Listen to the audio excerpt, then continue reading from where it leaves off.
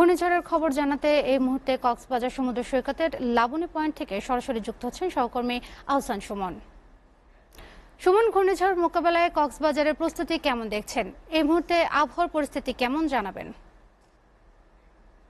আপনি নিশ্চয়ই দেখতে পাচ্ছেন, আমি প্রচন্ড বৃষ্টি এবং বাতাস দুটি একসাথে কিন্তু চলছে। এই কক্সবাজার সমুদ্র সৈকতের পুরো উপকূল জুড়ে এই ভয়াবহ তাণ্ডব চলছে। এখন থেকে আগাম যে আজকে সন্ধ্যার নাগাদ এটি যে আঘাত হানার একটি সংখ্যা আমরা পাচ্ছি, সেটি কিন্তু এই বৈরী আবহাওয়ায় কিন্তু আমাদেরকে সেটি আগাম বার্তা দিচ্ছে। বিশেষ করে কক্সবাজার সমুদ্র সৈকতের যে পার্শ্ববর্তী যে এলাকাগুলো রয়েছে, সেই এলাকাগুলো যে জলবায়ু উদ্বাস্ত মানুষগুলো আছে, তারা কিন্তু ইতিমধ্যে পানিবন্দী হয়ে গেছে এবং সেখানে জোয়ারের পানি ঢুকে প্রায় হাঁটু পরিমাণ পানি অলরেডি জলাবদ্ধতা সৃষ্টি হয়ে গেছে। সেই এলাকার মানুষগুলোর দুর্ভোগের চিত্র কিন্তু এটি ভাষায় প্রকাশ করা যাচ্ছে না, এরকম অবস্থা।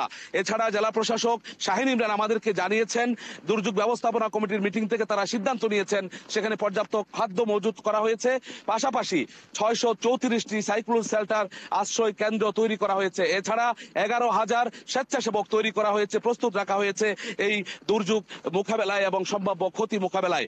এছাড়া আমরা কক্সবাজার সমুদ্র সৈকতের যে জোয়ারের যে উচ্চতা, সেটি কিন্তু আবার ঠিক পেছনে এই যে জোয়ারের ধাক্কা কিন্তু আমাদের সাথে এখানে যে ধাক্কা লেগেছে সেটি কিন্তু খুবই ভয়াবহ আকার ধারণ করছে। অর্থাৎ যে পানি কিন্তু অনেক দূরে ছিল, সেই পানি এখন অনেকটা 2 থেকে 3 ফিট উঁচুতে অবস্থান করছে।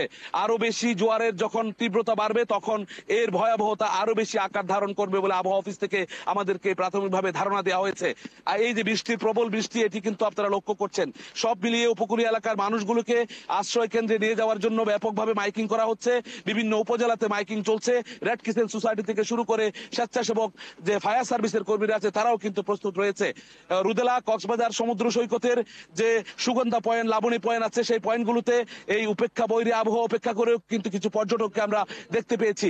এটিও কিন্তু আমরা যে এখানে যে স্বেচ্ছাসেবকরা আছে, তারা কিন্তু মাইকিং করে বলছে পর্যটকদেরকে হোটেলে অবস্থান করার জন্য। তারপরেও বেরসিক কিছু পর্যটক সমুদ্র সৈকতে যে উত্তাল পরিস্থিতি দেখার জন্য এখানে ভিড় করতে আমরা লক্ষ্য করেছি। সব মিলিয়ে প্রশাসনের পক্ষ থেকে পর্যাপ্ত প্রস্তুতি আছে বলে আমাদেরকে জানানো হয়েছে। এখন সর্বশেষ পরিস্থিতি এই ছিল আমার কাছে। পরবর্তী সংবাদে আবারও আপডেট জানানোর চেষ্টা করব। রুদেলা।